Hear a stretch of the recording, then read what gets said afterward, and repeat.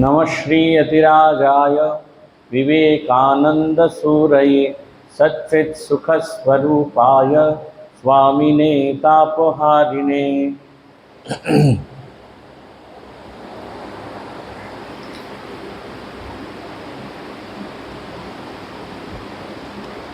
স্বামীজির পত্রাবলী উদ্বোধন কার্যালয়ে প্রকাশিত। আমরা অনেক দিন পর আবার পত্রাবলী পড়ার একটু সুযোগ পেয়েছি।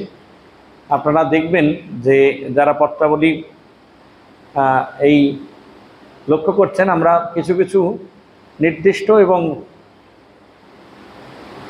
বেছে আমরা পত্রাবলীর কিছু কিছু চিঠি পাঠ করার চেষ্টা করছি, যার মাধ্যমে স্বামী বিবেকানন্দকে আমরা খানিকটা ধরার চেষ্টা করব। আমি আপনাদের আগেই বলেছি যে স্বামীজির পত্রাবলী পাঠ করলে আমরা রক্তমাংসের স্বামীজিকে ধরতে পারি, বুঝতে পারি যে উত্থান পতনের মধ্যে দিয়ে, এই যে প্রতিকূল পরিবেশের মধ্যে দিয়ে স্বামী বিবেকানন্দ হয়ে উঠেছিলেন, তার খানিকটা আমরা এই পত্রাবলী পাঠ করলে বুঝতে পারি। স্বামীজির জীবনের যে সংগ্রাম, যে অপার সংগ্রাম, স্বামী বিবেকানন্দ হয়ে ওঠার যে সংগ্রাম এবং বিশ্বের কাছে ভারতবর্ষকে নিয়ে যাওয়ার যে সংগ্রাম, সেই সংগ্রাম খানিকটা আমরা অনুধাবন করতে পারি স্বামীজির পত্রাবলী যদি আমরা পাঠ করি। আজকে আমরা যে পত্রাবলী পাঠ করব, সেই পত্রাবলীর পত্র সংখ্যা 136। স্বামীজি লিখছেন সেটি শিকাগো থেকে, নভেম্বর মাসের 1894 খ্রিস্টাব্দে। 1894 খ্রিস্টাব্দের নভেম্বর মাসে স্বামীজি লিখছেন, অর্থাৎ এই থেকে আমরা সহজে অনুমান করতে পারি যে তখন স্বামীজি কিন্তু বিশ্ববন্দিত হয়ে গেছেন প্রায়। 1893-এর 11ই সেপ্টেম্বর স্বামীজির সেই বিশ্ববিখ্যাত ধর্ম মহাসভায় বক্তৃতা প্রদান, এবং তার পরবর্তী ক্ষেত্রে ভারতবর্ষেও সেই ঢেউ এসে আছড়ে পড়েছিল। এবং একই সঙ্গে আমেরিকার বিভিন্ন প্রান্তে, যেখানে আমেরিকা তাদের খ্রিস্ট ধর্মের অহংকার কিংবা গর্বে ফেটে পড়ার কথা ছিল, কিন্তু তা না হয়ে একজন হিন্দু সন্ন্যাসী, যিনি কপরদকহীন মুণ্ডিত মস্তক এবং সাধারণ কসাই বস্ত্র পরিহিত, সেই মানুষটির কথা এবং নতুন ধর্মের ভাব শুনে গোটা বিশ্ব আলোড়িত হয়েছিল। সেই সময়ে আমরা স্বামীজির এই পত্রাবলীর কিয়তাংশ পাঠ করলে বুঝতে পারব। স্বামীজি দেওয়ানজিকে লিখছেন, আপনার পত্র পাইয়া বিশেষ প্রীতি লাভ করিয়াছি। পরিহাস আমি ঠিকই বুঝিতে পারি, আমি কিন্তু ক্ষুদ্র শিশুটি নয় যে উহাতে নিরস্ত হইব। সংগঠন ও সংযোগ শক্তি পাশ্চাত্য জাতির সাফল্যের হেতু, আর পরস্পরের প্রতি বিশ্বাস, সহযোগিতা ও সহায়তা দ্বারাই ইহা সম্ভব হইয়া থাকে। স্বামীজির পত্রের পরতে পরতে বা লাইনে লাইনে আমরা খুব বুঝতে পারি, স্বামীজি যখনই পত্র লিখছেন, কাউকে সম্বোধন করে পত্র লিখছেন, সেই পত্র কিন্তু অহৈতুকী নয়।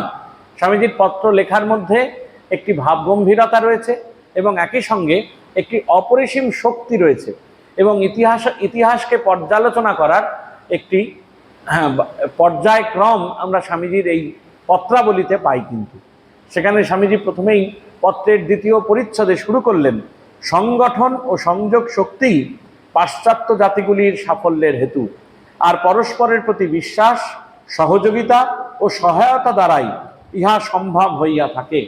অর্থাৎ স্বামীজি ভারতবর্ষের বাইরে পা রেখে পাশ্চাত্যে গিয়ে বুঝতে পেরেছেন যে ভারতবর্ষের এই বিশাল জনজাতি এবং ভারতবর্ষের যে সুপ্রাচীন ঐতিহ্য, কিন্তু তারপরেও ভারতবর্ষ কেন তৎসময়ে পরাধীনতার কবলে পড়েছিল। এই পরাধীনতার কবলের যে মূল কারণ, স্বামীজি কিন্তু তার গভীরে প্রবেশ করার চেষ্টা করেছেন। সেখানে তার জন্যই লিখেছেন সংগঠন ও সংযোগ শক্তি, যেটি পাশ্চাত্য দেশে স্বামীজি লক্ষ্য করেছিলেন। পরস্পরের প্রতি বিশ্বাস, সহযোগিতা ও সহায়তা, তার কথা স্বামীজি গুরুত্ব দিচ্ছেন। বলছেন, জৈন ধর্মাবলম্বী বীরচাঁদ গান্ধীর কথাই ধরুন, তাহাকে আপনি বোম্বাইয়ে যথেষ্ট জানিতেন। এই ভদ্রলোকটি এদেশের দুর্জয় শীতেও নিরামিষ ভিন্ন অন্ন খাদ্য গ্রহণ করেন না এবং নিজের দেশ ও ধর্মকে প্রাণপণ সমর্থন করেন। এদেশের জনসাধারণ তাহাকে বিশেষ পছন্দ করে, কিন্তু যাহারা তাহাকে এদেশে পাঠাইয়াছিল তাহারা আজ কি করিতেছে? তাহারা বীরচাঁদকে জাতিচ্যুত করিতে সচেষ্ট। অর্থাৎ বীরচাঁদের যে ওই অসহায় অবস্থা এই পশ্চিম দেশে গিয়ে, তা কিন্তু স্বামীজি তুলে ধরছেন, এবং সেইটির মূলে কিন্তু আমাদের সেইটির মূলে এই জনসাধারণের যে পরস্পরের প্রতি অবিশ্বাস, সহযোগিতার অভাব, তার কথাই কিন্তু বারবার প্রকাশিত হয়। তার জন্য স্বামীজি এক অর্থে এই বীরচাঁদের যে বীরচাঁদকে, অর্থাৎ জৈন ধর্মের যে অন্যতম একজন নেতা, জৈন ধর্মের মানুষ, তাকে কিন্তু জাতিচ্যুত করতেই সচেষ্ট। স্বামীজি এটি খুব পরিষ্কার এবং স্পষ্টভাবে বর্ণনা করছেন। হিংসারূপ পাপ দাস জাতির মধ্যেই স্বভাবত উদ্ভূত হইয়া থাকে এবং উহাই তাহাদিগকে হীনতার পঙ্কে নিমজ্জিত করিয়া রাখে। হীনতার পঙ্কে অর্থাৎ পাঁকে, এই হীনতার পাঁকে নিমজ্জিত করিয়া রাখে। এদেশে বক্তৃতা করিয়া অর্থ সংগ্রহের চেষ্টা করিতেছিল, কিছু সাফল্য লাভ যে করে নাই এমন নহে, কিন্তু তদপেক্ষা অধিকতর সাফল্য আমি লাভ করিয়াছিলাম। আমি কোনো প্রকারে তাহাদের বিঘ্ন স্বরূপ হই নাই। তবে কি কারণে সাফল্য তাহাদের অধিক হইয়াছিল, কারণ উহাই ছিল ভগবানের অভিপ্রায়, ভগবানের প্রতি অদ্ভুত নির্ভরতা। এদেশে কেহ যদি উন্নতির পথে অগ্রসর হইতে থাকে, তবে সকলেই তাহাকে সাহায্য করিতে প্রস্তুত। আর ভারতবর্ষে কাল যদি কোনো একটি পত্রিকায় আপনি আমার প্রশংসা করিয়া একছত্র কিছু লেখেন, তবে পরদিন দেশশুদ্ধ সকলে আমার বিপক্ষে দাঁড়াইবে। ভারতবর্ষ কিন্তু উপনিষদের দেশ। আমরা উপনিষদের মন্ত্রে বারবার বলি মা বিদ বিষাবহৈ, অর্থাৎ আমরা যাতে একে অপরকে বিদ্বেষ পোষণ না করি, বিদ্বেষ ভাব সম্পন্ন না হই। কিন্তু কার্যক্ষেত্রে দেখা যায় ঠিক তার উল্টোটি ঘটে। তার জন্য স্বামীজি অনেক কষ্টে লিখছেন, বলছেন ভারতবর্ষে কাল যদি কোনো একটি পত্রিকায় আপনি আমার প্রশংসা করিয়া একছত্র কিছু লেখেন, তবে পরদিন দেশশুদ্ধ সকলে আমার বিপক্ষে দাঁড়াইবে। অর্থাৎ এত হিংসা, এত সহযোগিতার অভাব, এত পরশ্রীকারতরা, পরের নাম যশ সহ্য হয় না। আবার একই সঙ্গে এই যে অপরের কিছু ভালো করতে যাওয়ার যে প্রচেষ্টা, স্বামীজি নিশ্চয়ই সারা জীবন পরহিতায় জীবন পাত করেছিলেন, অপর মানুষের জন্যই জীবন পাত করেছিলেন। কিন্তু যে সম্মান স্বামীজির তৎসময়ে পাওয়ার দরকার ছিল, তা কিন্তু স্বামীজি সেই সময় পাননি। 1893 বিশ্ববিজয় করার পরও ভারতবর্ষে যেমন আলোড়ন ঢেউ এলো, বিশ্ব নন্দিত হলেন বিশ্ব, এবং একই সঙ্গে কিন্তু অনেক কষ্টও সহ্য করতে হয়েছিল। তাই ইতিহাসের আমরা তো সবসময় ইতিবাচক কথা বলি, তাই ইতিবাচক কথার মধ্যে সেগুলি সেগুলো খুব আমরা প্রকাশ করি না বা বলতে চাই না। কিন্তু স্বামীজির পত্রাবলী পাঠ করলে ওই স্বামীজির ছত্রে ছত্রে যে দুঃখ, গভীর যন্ত্রণা, তার কথা কিন্তু আমরা পাই। এবং সুমহান এই ভারতবর্ষের এই যন্ত্রণাই কিন্তু আমাদের এই দাসত্বের মূল কারণ। ভারতবর্ষে এত সুপ্রাচীন দেশ, সুপ্রাচীন ঐতিহ্য, কিন্তু ভারতবর্ষ 200 বছরের অধীন একটি বিদেশি জাতির কাছে কেন পরাধীন হয়ে থাকলেন? তার কারণ এই সংহতি শক্তির অভাব। স্বামীজি শুরু করেছেন পত্রে সংহতি শক্তির অভাব। আর যদি সংহতি শক্তি থাকে, তাহলে সেই সংহতি শক্তির বলে বলিয়ান হয়ে যখন ভারতবর্ষ চারিদিকে জেগে উঠল, দিকে দিকে জেগে উঠলেন মানুষেরা, স্বাধীনতার অপার সংগ্রাম, মাতৃবন্দনায় যখন ভারতবর্ষের সংগ্রামীরা এক হয়ে গেলেন, তখন কিন্তু ব্রিটিশরা দেশ ছেড়ে পালালেন। এই সংহতি শক্তির বড় অভাব, এই কথা স্বামীজি লিখছেন এবং নিজে না তার জীবনে কিন্তু ফিল করেছেন, অনুভব করেছেন। ইহার হেতু কি? হেতু দাসসুলভ মনোবৃত্তি। দাসসুলভ মনোবৃত্তি পরিষ্কার বলছেন। ইহার হেতু কারণ কি? এই দাসসুলভ মনোবৃত্তি। নিজেদের মধ্যে কেহ সাধারণ স্তর হইতে একটু মাথা উঁচু করিয়া দাঁড়াইবে, ইহা তাহাদের পক্ষে অসহ্য। খুব পরিষ্কার স্পষ্ট কথা, চাঁচা ছোলা ভাষায় স্বামীজি লিখছেন, নিজেদের মধ্যে কেহ সাধারণ স্তর হইতে একটু মাথা উঁচু করিয়া দাঁড়াইবে, ইহা তাহাদের পক্ষে অসহ্য। এদেশের মুক্তিকামী, স্বাবলম্বী ও ভাতৃভাবে উদ্বুদ্ধ জনগণের সহিত আমাদের দেশের অপদার্থ লোকগুলোর কি আপনি তুলনা করিতে চান? আমাদের সহিত যাহাদের নিকটতম সাদৃশ্য আছে, তাহারা এদেশের শব্দ দাসত্ব মুক্ত নিগ্রগণ। যাদের সাদৃশ্য আছে তারা সদ্য দাসত্ব মুক্ত হয়েছেন আমেরিকার সেই কালো চামড়ার মানুষরা, অর্থাৎ নিগ্রোরা। কেন বলছেন? স্বামীজি লিখছেন, আমেরিকা যুক্তরাষ্ট্রের দক্ষিণাংশে প্রায় 2 কোটি নিগ্রো আর মুষ্টিমেয় কয়েকটি শ্বেতকায় আমেরিকান বাস করে, অথচ এই শ্বেতকায় কয়েকজনই নিগ্রো দিগকে দাবাইয়া রাখিয়াছে। এখনো কিন্তু তাই, এখনো দক্ষিণ আমেরিকায়, অর্থাৎ ল্যাটিন আমেরিকা আমরা যাকে বলি, ব্রাজিল, আর্জেন্টিনা, এই সমস্ত দেশগুলোতে, ল্যাটিন আমেরিকার এই সমস্ত দেশগুলোতে এখনো কিন্তু কালো চামড়ার মানুষ আছে, এখনো কিন্তু তাদের শাসন করছেন শ্বেত চামড়ার মানুষরা। অর্থাৎ এই কথা কেন বললেন? এই 1-2 কোটি, স্বামীজি বলছেন 2 কোটি নিগ্রো আর মুষ্টিমেয় কয়েকটি শ্বেত আমেরিকান বাস করে, এই গায়ের চামড়া যাদের সাদা ফর্সা, এবং তারা এই নিগ্রোগুলোকে দাবিয়ে রেখেছে। তার কারণ কি? এই দাসসুলভ মানসিকতা, এই জেগে না ওঠার মানসিকতা। এই ভারতবর্ষ যদি জেগে, স্বামীজি লিখছেন একটি খুব সুন্দর রচনা আছে, শূদ্র জাগরণ। এই যবে শূদ্র জাতির জাগরণ হবে, অর্থাৎ স্বামীজি বলছেন এই নিচু তলার মানুষ, নিম্নবর্গীয় মানুষ, সেই জাতি যবে অভ্যুত্থান হবে, তখন আর ভারতবর্ষে এই কোনো কাজ থেমে থাকবে না। তখন ভারতবর্ষ পৃথিবীর বুকে ফেটে পড়বে, এক নিঃশ্বাসে ফেটে পড়বে। তার কারণ এই মানুষের ভেতর দাসসুলভ মনোবৃত্তি একেবারে নেই হয়ে যাবে। স্বামীজি এটা বারবার চেয়েছেন এই ভারতবর্ষে। আমাদের কিন্তু এখানে একমাত্র মনে রাখতে হবে, যদিও স্বামীজি চিঠিটি লিখছেন বিদেশ থেকে, কিন্তু কখনোই কিন্তু বিদেশের সামনে, অর্থাৎ বিদেশের মানুষের সামনে স্বামীজি কিন্তু এই ভারতবর্ষের এই অপমানের কথাগুলো, এই ত্রুটিগুলো কিন্তু কখনোই তুলে ধরেননি। এটা কিন্তু আমাদের মাথায় রাখা প্রয়োজন। কারণ একই সঙ্গে যে মানুষটি বিদেশে বক্তৃতা করছেন বিদেশের ভূমিতে, তখন দেখবেন ভারতবর্ষের যে সুপ্রাচীন ঐতিহ্য, সেই মহান মহান মহান যারা পুরুষ, মহান যারা মানুষ ভারতবর্ষে জন্ম নিয়েছেন, তাদের সেই বৃত্তান্ত কিন্তু স্বামীজি অত্যন্ত গর্বভরে বিদেশের সামনে প্রকাশ করেছেন। সেখানে কিন্তু কোথাও স্বামীজি একটুকু কার্পণ্য করেননি, বরং সুন্দর করে আরো প্রকাশ করার চেষ্টা করেছেন। কিন্তু ভারতবর্ষের মানুষকে চিঠির মাধ্যমে স্বামীজি নিজের ত্রুটিগুলি, স্বামীজি প্রত্যক্ষ করেছেন যে ত্রুটিগুলি, সেগুলি ধরিয়ে দিয়েছেন। এই পত্রাবলী যদি আমরা পাঠ করি, তাহলে দেখব এই এত বছর আগে স্বামীজির বলে যাওয়া যে কারণগুলো, তা কিন্তু এখনো অনেকাংশে বর্তমান। কারণ আমরা নিজেরা এই সম্পূর্ণরূপে বদল ঘটাতে পারিনি। যদি এই সম্পূর্ণরূপে বদল ঘটাতে পারি, তাহলে স্বামীজির স্বপ্নের ভারত কিন্তু আর কাছাকাছি এসে পড়বে। আইন অনুসারে সব ক্ষমতা থাকা সত্ত্বেও এই দাস জাতির মুক্তির জন্য আমেরিকানরা ভাইয়ে ভাইয়ে এক নৃশংস যুদ্ধে লিপ্ত হইয়াছিল। সেই একই দোষ হিংসা এখানেও রহিয়াছে।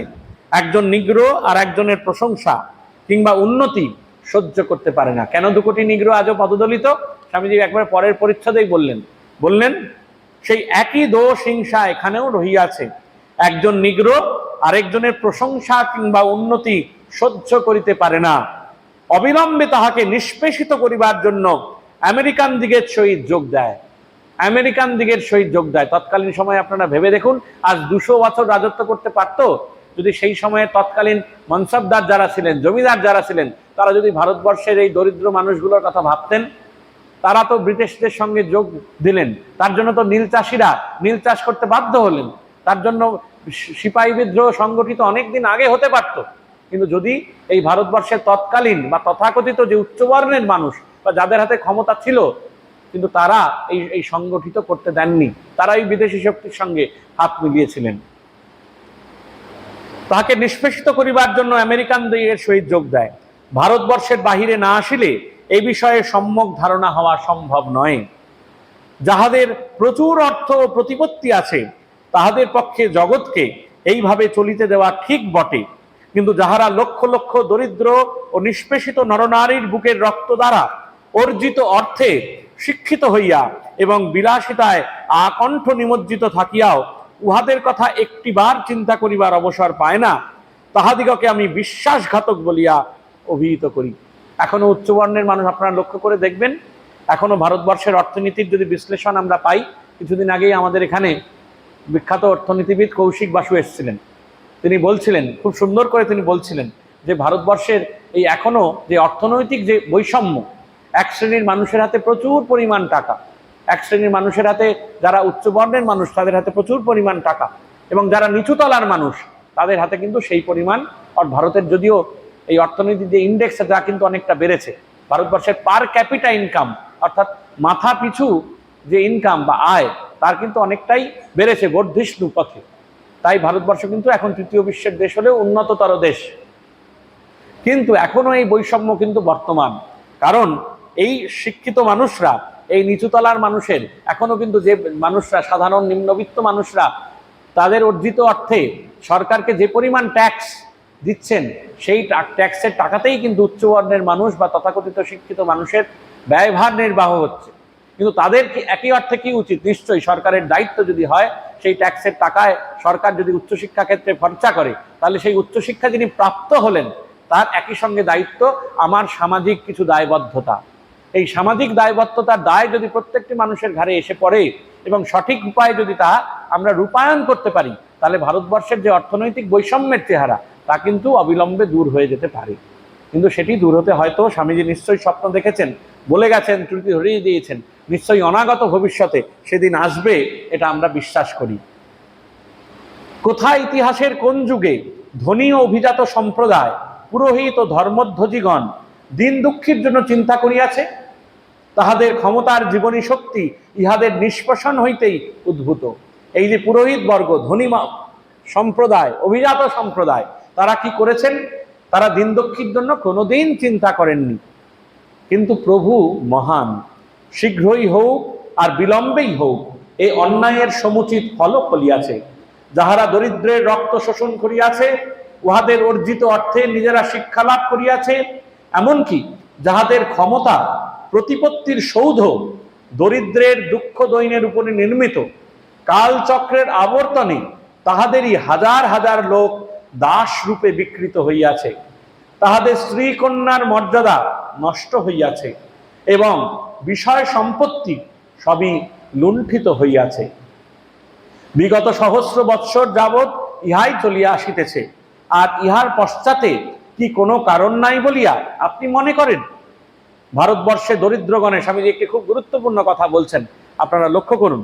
স্বামীজি বলছেন ভারতবর্ষে দরিদ্রগণের মধ্যে মুসলমানের সংখ্যা এত বেশি কেন?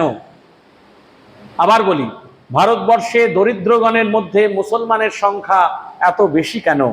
এই কথা বলা মূর্খতা যে তরবারির সাহায্যে তাহাদিগকে ধর্মান্তর গ্রহণে বাধ্য করা হইয়াছিল।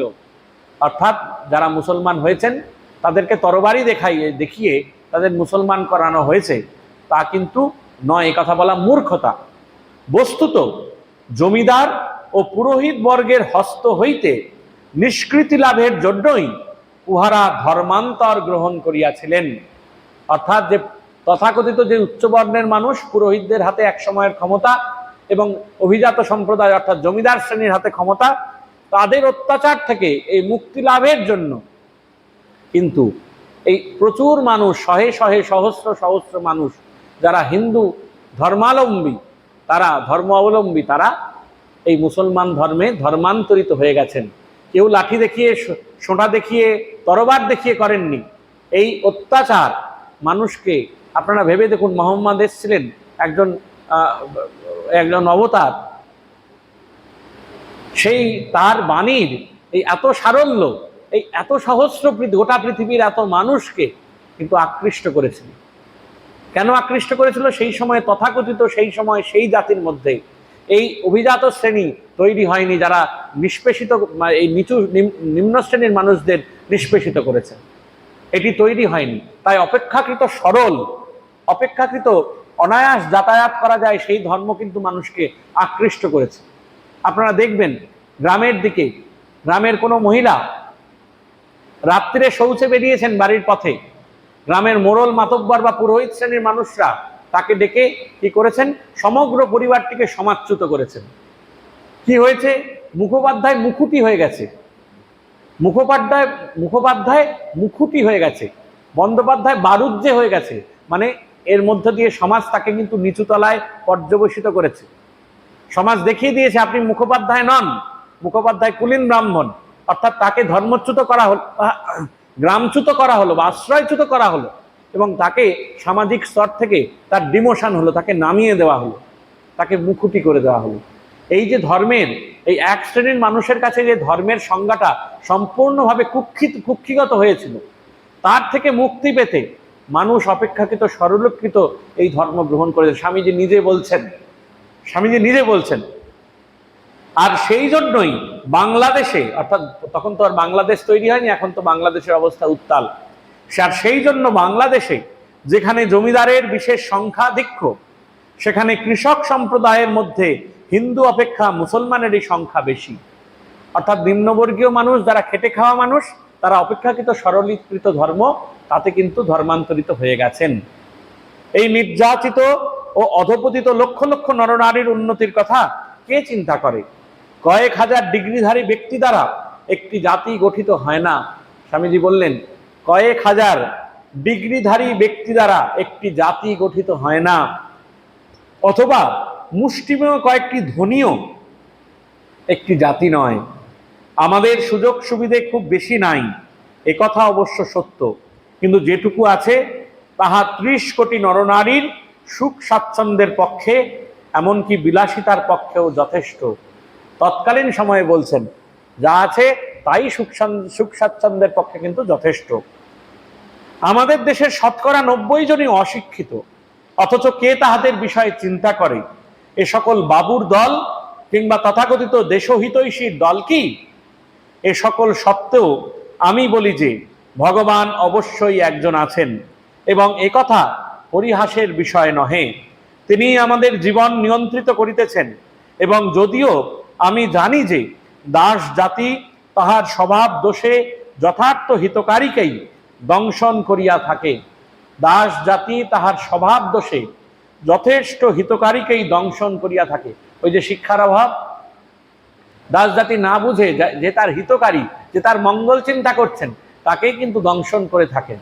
যুগের ইতিহাসে বারবার এটি ঘটেছে। যখন ভগবান যীশুখ্রিস্ট এলেন, ভগবান যীশুখ্রিস্ট যাদের উদ্ধার কল্পে এলেন আপনারা জানেন, তারাই কিন্তু যীশুখ্রিস্টকে ক্রুশবিদ্ধ করেছিলেন। তো এই দাস জাতি এই শিক্ষার অভাবের ফলে কি করেছেন? এই হিতকারীকেই, তার যে যারা ভালো করছেন তাদেরকেই কিন্তু বারবার দংশন করেছেন। তথাপি ইহাদেরই জন্য আমি প্রার্থনা করি, অর্থাৎ এই মানুষগুলোর জন্য, এই বোকা মানুষগুলোর জন্যই আমি প্রার্থনা করি। আমার সহিত আপনিও প্রার্থনা করুন, যাহা কিছু সৎ, যাহা কিছু মহৎ, তাহার প্রতি আপনি যথার্থ সহানুভূতি সম্পন্ন হন। আপনাকে জানিয়া, অন্তত এমন একজনকে জানিয়াছি বলিয়া আমি মনে করি, যাহার মধ্যে সারবস্তু আছে, যাহার প্রকৃতি উদার ও যিনি অন্তরে বাহিরে অকপট। তাই আমার সহিত তমসো মা জ্যোতির্গময় এই প্রার্থনায় যোগ দিতে আমি আপনাকে আহ্বান করি। লোকে কি বলিল সেদিকে আমি ভ্রুক্ষেপ করি না। আমার ভগবানকে, আমার ধর্মকে, আমার দেশকে, সর্বোপরি দরিদ্র ভিক্ষুককে আমি ভালোবাসি।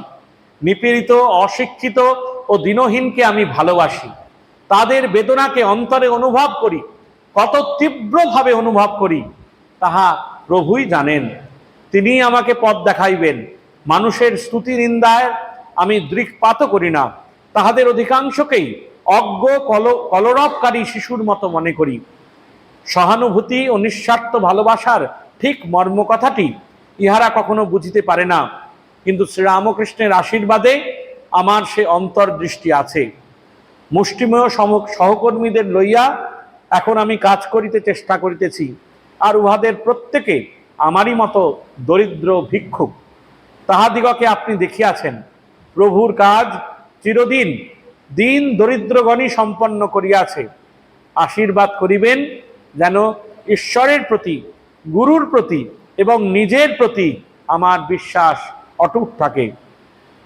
প্রেম এবং সহানুভূতি একমাত্র পন্থা, ভালোবাসাই একমাত্র উপাসনা। প্রভু আমাদের নিরন্তর সহায়তা করুন। আমার আশীর্বাদাদি জানবেন। ইতি বিবেকানন্দ। স্বামীজি খুব সুন্দর সহজ কথায়, স্পষ্ট কথায়, চাঁচাচোলা ভাষায় যে আমাদের ত্রুটিগুলো কি তা বারবার ধরিয়ে দিচ্ছেন। আবার একই সঙ্গে যে প্রভুর প্রতি যে নির্ভরতা, তার কিন্তু কোথাও আমরা দেখব না একটুখানিও তার কমতি হয়েছে। এই প্রভুর প্রতি অপরিসীম বিশ্বাস এবং দৃঢ় বিশ্বাস, এই সর্বকিছুর পরও, মানে যে কথাটি আমাদের বারবার বলতে ইচ্ছা করে, এই সব কিছুর পরও স্বামীজি বললেন আমাদের দাসসুলভ মানসিকতা, আমাদের অশিক্ষিত এই অবস্থা, এই জমিদার শ্রেণীর শোষণ, পুরোহিত বর্গের ক্ষমতা কুক্ষিগত করা, এই সমস্ত কারণের ফলেই কিন্তু ভারতবর্ষের এই অধঃপতনের কারণ। স্বামীজি সেটি স্পষ্টভাবে নির্দেশ দিয়ে গেলেন, নির্দেশ করে গেলেন, বলে গেলেন, দেখিয়ে গেলেন। আবার একই সঙ্গে দেখুন এই ভগবানের উপর যে অপার করুণা, অপার বিশ্বাস, তার কিন্তু কোথাও আমরা কমতি দেখলাম না, তার কিন্তু কোথাও কমতি দেখলাম না। এবং বারবার করে দেওয়ানজিকে যে লিখছেন, সেই দেওয়ানজিকে একই সঙ্গে তার বর্ণনা করছেন, তার উদারতার প্রশংসা করছেন, আর একই সঙ্গে বলছেন, কি বলছেন, প্রেম এবং সহানুভূতি একমাত্র পন্থা। অর্থাৎ পত্রের শেষে স্বামীজি যখন কনক্লুড করছেন, শেষ করছেন, ইতি টানছেন, সেই সময় দেখুন একটি আদ্যপান্ত ইতিবাচক স্বামীজিকে আমরা ধরতে পারি। নেতিবাচক স্বামীজি কিন্তু নন, আদ্যপান্ত ইতিবাচক স্বামীজিকে আমরা ধরতে পারি। এতগুলো কথা বললেন, এত খারাপ কথা বললেন, এত বিদ্ধ করার মতো কথা বললেন, যে একেবারে যদি মানুষ একটু অনুভব প্রবণ হন, অনুভবশীল হন, তাহলে কিন্তু তার মর্মে মর্মে অনুভূত হবে স্বামীজির এই কথাগুলি, কষাঘাতের মতো অনুভূত হবে। কিন্তু একই সঙ্গে এই প্রভুর প্রতি একবারে অপরিসীম প্রেম, নির্ভরতা এবং একই সঙ্গে ইতিবাচকতা, এই পজিটিভিটি, যেটির আমাদের বড় অভাব। আমরা নেগেটিভিটির কথা বলি, আমরা সমস্যার কথা বলি, সমাধানের কথা বলি না। কিন্তু এই অপরিসীম প্রেম কিন্তু সমাধানের পথ স্বামীজি নিজেই বাতলে দিলেন। প্রভু আমাদের সহায় হন, প্রভু আমাদের আশীর্বাদ করুন, এই কথা বারবার নির্দেশ করছেন, বলছেন। আর বলছেন এই দরিদ্র ভিক্ষুদের মাধ্যমেই কিন্তু আমি কাজ শুরু করেছি, এবং প্রভুর কাজ চিরদিন দিন দরিদ্রগণই সম্পন্ন করিয়াছে। এই এই এই অপার প্রেম, অপার নির্ভরতা, সহানুভূতি, এইটাই কিন্তু স্বামীজির যে মূল বেদান্তের ধর্ম, তার কিন্তু ভিত্তি স্বরূপ। এই ভিত্তিভূমি ছিল বলেই স্বামীজি জগৎ মাতিয়ে উথাল পাতাল করে দিতে পেরেছিলেন। নয়তো এত অনেক যখন যাচ্ছেন, এত সমস্যা সংকুল, কি স্ট্রাগল ফর এক্সিস্টেন্স। বোস্টনে গেছেন, আপনারা প্যাকিং বাক্সে জীবন কাটিয়েছেন, এত বেশি খরচা হয়ে যাচ্ছে বলে শিকাগোতে ফিরে এসছেন। আবার কোথায় কোথায় ভগবান সহায় হয়ে বিভিন্ন মানুষ, বিভিন্ন বড় বড় মানুষজনের আতিথেয়তা গ্রহণ করে তারাই সাদরে স্বামীজিকে আপ্যায়ন করেছেন, এই ভগবানের প্রভুর ইচ্ছা, প্রভুর কৃপায়। কিন্তু স্বামীজি তবুও এই নিজেকে প্রস্তুত করে গেছেন, হাল ছাড়েননি, কখনোই ত্যাগ করেননি। ভারতবর্ষের এই সমস্যার কথা ভেবে হাপুস নয়নে অশ্রু বিসর্জন করেননি, বরং দ্বিগুণ উৎসাহে, প্রবল উৎসাহে কিন্তু স্বামীজি আবার ভারতবর্ষের বুকে যাতে ঝাঁপিয়ে পড়তে পারেন, তার জন্য অসংখ্য মানুষকে প্রস্তুত করেছেন। এটি স্বামীজির এই সময়ের এই স্ট্রাগল করা স্বামীজির কিন্তু এটি চরম বৈশিষ্ট্য। আমরা বারবার পরতে পরতে পত্রাবলীর ছত্রে ছত্রে এটি কিন্তু আমরা পাই। আবার আমরা পরেরটি পড়ব। আমাদের পরের চিঠিটিও খুবই উদ্দীপক, ভীষণ উদ্দীপনাময়। সেটি রাজা প্যারিমোহন মুখোপাধ্যায়কে লিখিত। রাজা প্যারিমোহন মুখোপাধ্যায়কে লিখছেন নিউ ইয়র্ক থেকে 18ই নভেম্বর 1884। 18ই নভেম্বর 1884-তে লিখছেন প্যারিমোহন মুখোপাধ্যায়কে। প্যারিমোহন মুখোপাধ্যায় কে ছিলেন? শিকাগোর ধর্ম মহাসভায় 1893 খ্রিস্টাব্দে স্বামী বিবেকানন্দ পাশ্চাত্য সভ্য জাতির নিকট হিন্দু ধর্মের গৌরব প্রতিষ্ঠা করেন। ইহার প্রায় 1 বৎসর পর কলকাতার সম্ভ্রান্ত জনসাধারণ টাউন হলে সভা করিয়া স্বামীজি ও আমেরিকাবাসীগণকে ধন্যবাদ জ্ঞাপন করেন। ওই সভায় কতগুলি প্রস্তাব সর্বসম্মতিক্রমে গৃহীত হইয়া আমেরিকায় প্রেরিত হয়। এই পত্রখানি তাহার উত্তরস্বরূপ উক্ত সভার সভাপতি রাজা প্যারিমোহন মুখোপাধ্যায়কে স্বামীজি লিখিয়াছিলেন।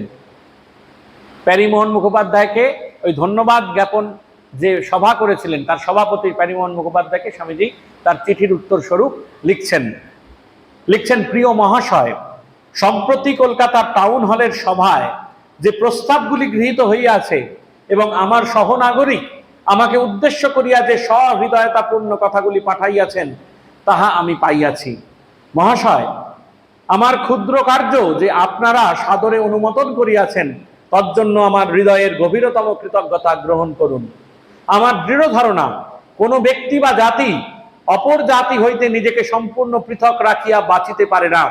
স্বামীজি বারবার বলছিলেন, প্রাচ্য পাশ্চাত্যে বারবার আমরা দেখতে পাই স্বামীজি বলছেন এই প্রাচ্যের সঙ্গে পাশ্চাত্যের মেলবন্ধন ঘটাতে হবে। এই মেলবন্ধন ঘটানোর কথা বলেছেন, তাই বলছেন পৃথকভাবে কোনো জাতি বাঁচতে পারে না। আর যেখানেই শ্রেষ্ঠত্ব, পবিত্রতা বা নীতি সম্বন্ধীয় ভ্রান্ত ধারণার বশবর্তী হইয়া এইরূপ চেষ্টা করা হইয়াছে, যেখানেই কোনো জাতি আপনাকে পৃথক রাখিয়াছে, সেখানেই তাহার পক্ষে ফল অতিশয় শোচনীয় হইয়াছে। আমার মনে হয় ভারতের পতন ও অবনতির প্রধান কারণ জাতির চারিদিকে এইরূপ আচারের বেড়া দেওয়া। এই কুসংস্কার, এই সংস্কারের জাল, বেড়া জাল, তাই কিন্তু আমাদের অন্য জাতির সঙ্গে মিঙ্গল হতে, মিশতে দেয়নি। স্বামী সেটাও স্পষ্ট করে নির্দেশ করছেন, বলছেন আমার মনে হয় ভারতের পতন ও অবনতির এক প্রধান কারণ জাতির চারিদিকে এইরূপ আচারের বেড়া দেওয়া, আচার এবং বিচার। ভারতবর্ষের এই ধর্ম, স্বামীজি বলেছেন তো যে তোমাদের ধর্ম খালি ওই ভাতের হাড়িতেই থাকবে, অর্থাৎ ছোঁয়াছুঁইতেই থাকবে, এটা ছোবো কি ছোবো না। প্রাচীনকালে এই আচারের প্রকৃত উদ্দেশ্য ছিল হিন্দুরা যেন চতুষ্পার্শ্ববর্তী বৌদ্ধদের সংস্পর্শে না আসে। ইহার ভিত্তি অপরের প্রতি ঘৃণা। যে মানুষটি বৌদ্ধ ধর্ম অবলম্বী তাকে আমরা ঘৃণা করতে শিখেছি, গ্রহণ করতে শিখিনি। প্রাচীন বা আধুনিক তার্কিকগণ মিথ্যা যুক্তিজাল বিস্তার করিয়া যতই ইহা ঢাকিবার চেষ্টা করুন না কেন, অপরকে ঘৃণা করিতে থাকিলে কেহই নিজে অবনত না হইয়া থাকিতে পারে না। অর্থাৎ অপরকে যদি ঘৃণা করতে হয় তাহলে নিজেকেও মাথাটা নোয়াতে হয়, অবনত মস্তকে যেতে হয়।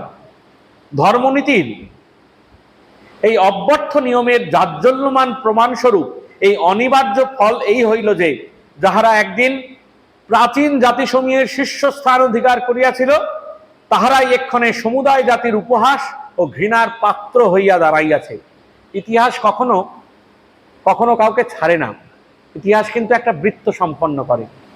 জনজাতির যে মানুষরা একটা সময় গৌরবের শীর্ষে, ভারতবর্ষের সুপ্রাচীন ঐতিহ্য গৌরবের শীর্ষে গিয়েছিল, তারাই একটা সময় 800 বছর পিছিয়ে যান এই ভারতবর্ষরা এই ব্রিটিশ সাম্রাজ্যের দাসত্ব করেছে। তাই বলছে শীর্ষস্থান তাহারাই এক্ষণে, স্বামীজি যখন লিখছেন তখন আমরা ব্রিটিশ শাসনভুক্ত, এক্ষণে সমুদায় জাতির উপহাস ও ঘৃণার পাত্র হইয়া দাঁড়াইয়াছে। আমাদের পূর্বপুরুষগণ যে নিয়ম আবিষ্কার করিয়াছিলেন আমরাই সেই নিয়ম লঙ্ঘন করিবার দৃষ্টান্ত স্থল হইয়া রহিয়াছি। আদান প্রদানই প্রকৃতির নিয়ম।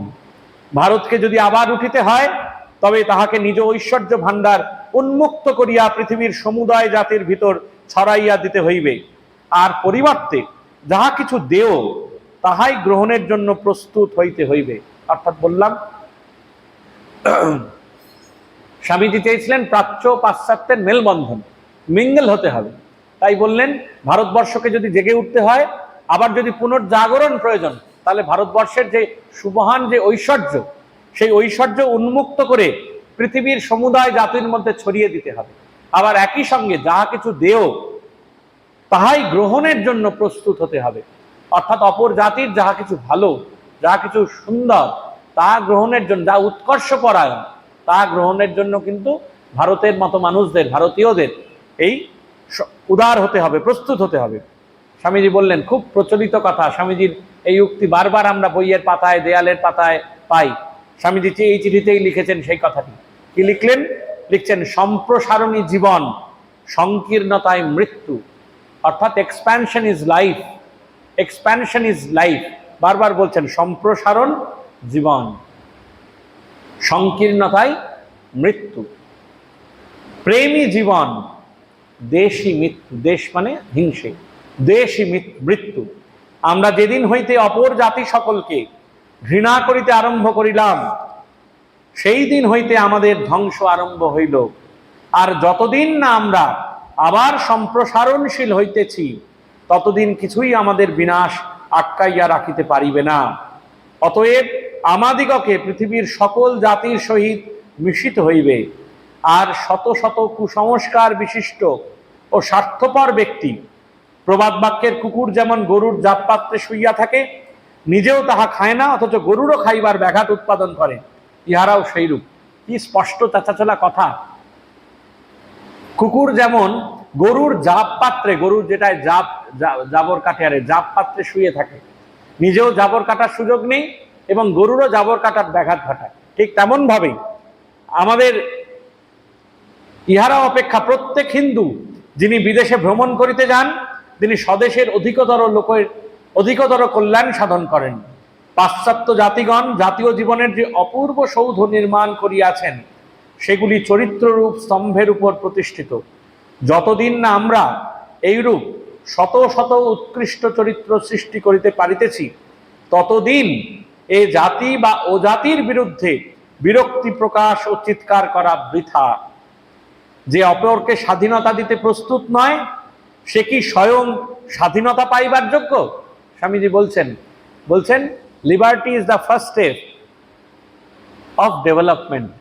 উন্নতির প্রধান উপায় কি? লিবার্টি, স্বাধীনতা। তার কথা স্বামীজি কিন্তু বলছেন যে liberty is the first step of development. অপরকে স্বাধীনতা দিতে যে প্রস্তুত নয়, সে কি স্বয়ং স্বাধীনতা পাইবার যোগ্য? অর্থাৎ কাজ করতে দিতে গেলে ক্ষমতা কুক্ষিগত করলে হবে না, ক্ষমতার বন্টন করতে হবে, স্বাধীনতার বন্টন করতে হবে। যে স্বাধীনতা দিতে পারছে না, সে কি অপরকে স্বাধীনতা দিতে যোগ্য? আসুন আমরা বৃথা চিৎকার শক্তি ক্ষয় না করিয়া ধীরতার সহিত মনুষ্যচিতভাবে কার্যে লাগিয়া যাই। আর আমি সম্পূর্ণরূপে বিশ্বাস করি যে কেহ কিছু পাইবার ঠিক ঠিক উপযুক্ত হইলে জগতের কোনো শক্তি তাহাকে তাহার প্রাপ্য হইতে বঞ্চিত করিতে পারে না। স্বামীজি বলছেন যে যা কিছু ডিজার্ভ করে, যা তার প্রাপ্য, জগতের কোনো শক্তি তা কিন্তু আটকে রাখতে পারে না, বদ্ধ করে রাখতে পারে না। হয়তো কালক্ষেপ হয়, সময়ের ক্ষেপ হয়, সময় হয়তো পরিবর্তন হয়, যা আমরা যখন চাই যে মানুষের যেই সময় একেবারে উত্তরণ হওয়া প্রয়োজন হয়তো সেই সময় হয় না, কোনো কালের ব্যবধান ঘটে যায় বটে, কিন্তু এই বিশ্বাস আমাদের রাখতে হবে যে জগতের কোনো শক্তি তাহাকে তার প্রাপ্য হইতে বঞ্চিত করিতে পারে না। আমাদের জাতীয় জীবন অতীতকালে মহৎ ছিল, তাহাতে সন্দেহ নাই, কিন্তু আমি অকপটভাবে বিশ্বাস করি যে আমাদের ভবিষ্যৎ আরো গৌরবান্বিত। শঙ্কর আমাদিগকে পবিত্রতা, ধৈর্য, অধ্যবসায়ে অবিচলিত রাখুন। অর্থাৎ ভগবান শঙ্কর, দেবাদিদেব শঙ্কর আমাদিগকে পবিত্রতা, ধৈর্য ও অধ্যবসায়ে অবিচলিত রাখুন। ভবদীয় বিশ্বস্ত বিবেকানন্দ। আপনারা আবার লক্ষ্য করুন, স্বামীজি কিন্তু আবার নির্দিষ্ট করলেন, চোখে আঙুল দিয়ে দেখালেন ভারতবর্ষের পতনের কারণ, অবনতির কারণ। আবার বললেন যে আমি বিশ্বাস করি যে আমাদের জাতীয় জীবন অতীতকালে মহৎ ছিল, তাহাতে সন্দেহ নাই, কিন্তু আমি অকপটভাবে বিশ্বাস করি যে আমাদের ভবিষ্যৎ আরো গৌরবান্বিত। স্বামীজি কিন্তু আবার শেষ করলেন, আবার আমরা পত্রের শেষে কিন্তু ইতিবাচক বিবেকানন্দকে পেলাম, যেখানে স্বামীজি বর্তমানের যে সমস্যা তা তুলে ধরলেন, তা চাচাছোলা ভাষায় কষাঘাত করলেন, অতীতের গৌরবের কথা বর্ণনা করলেন, অতীতের মহত্বের কথা দেখিয়ে দিলেন। আবার একই সঙ্গে বললেন যে আমাদের ভবিষ্যৎ কিন্তু আরো গৌরবান্বিত। অর্থাৎ সেই আশার আলো, সেই আশার বাণী কিন্তু স্বামীজি বারবার ছড়িয়ে দিলেন। এই ইতিবাচক স্বামীজিকে আমাদের ধরার চেষ্টা করতে হবে। তাই বললেন শঙ্কর আমাদিগকে পবিত্রতা, ধৈর্য ও অধ্যবসায়ে অবিচলিত রাখুন। ভবদীয় বিশ্বস্ত বিবেকানন্দ। ओम परतत्वे सदा लीनो रामकृष्ण समाज्ञया यो धर्म स्थापनरतो वीरे शंकं नमाम्यहम्। স্বামীজি আমাদের আশীর্বাদ করুন, শক্তি যোগান, এই প্রার্থনা করে শেষ করছি।